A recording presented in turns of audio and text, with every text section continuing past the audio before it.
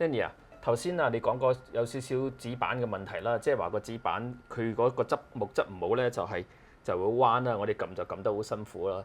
咁你可唔可以再詳細啲講一講個指板應該用咩木質做㗎咧？如果咁嗱，咁傳統嘅歐洲琴啦，我哋用嘅就係非洲嘅烏木，咁嗰種木材咧就好硬淨嘅，咁變咗好襟用。我哋好勤力咁練琴啦，或者好演出啊，好頻密咁演出啦，就撳好多年咧，佢都唔會蝕嘅。咁所以嗰隻木係真係比較矜貴啲嘅，咁同埋佢紋理咧都比較直好多嘅。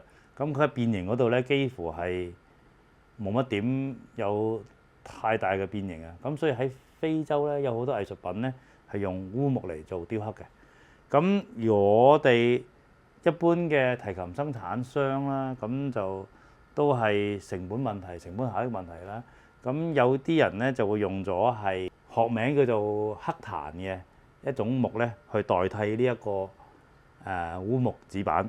咁佢有個咩問題咧？嗰種木咧就係佢嗰個波幅咧就好大嘅，即係佢扭嘅嗰個生長嘅波幅，佢唔係一條直線咁生上去，係扭嚟扭去。咁而我哋將佢刨成好似一個指板一條直線咁咧，外觀上都係冇問題嘅。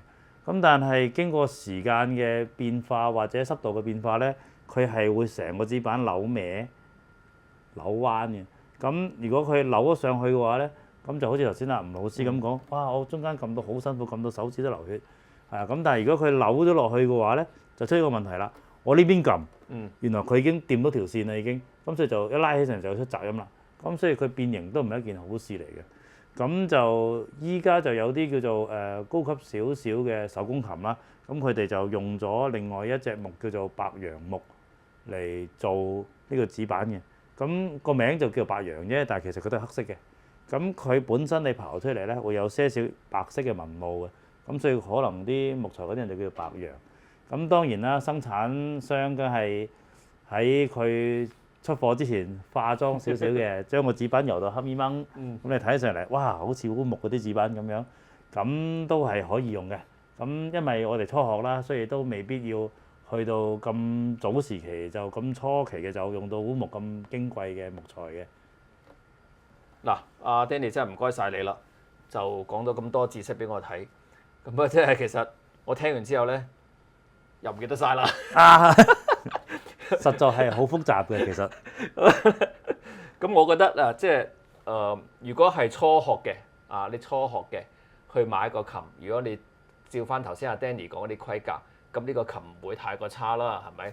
但係如果講真，如果你真係買個貴嘅琴，諗住第日課演奏級或者再好啲嘅話咧，始終你都係第一你要揾間即係好啲嘅呢個有信譽嘅呢個琴行啦。第二個就係話揾你個老師幫你一齊去揀，我覺得呢個都係好重要嘅。咁我提多一句啦，咁始終隻琴都係個學生你自己用啊嘛，咁所以揸上手舒唔舒服咧，你都應該同老師講。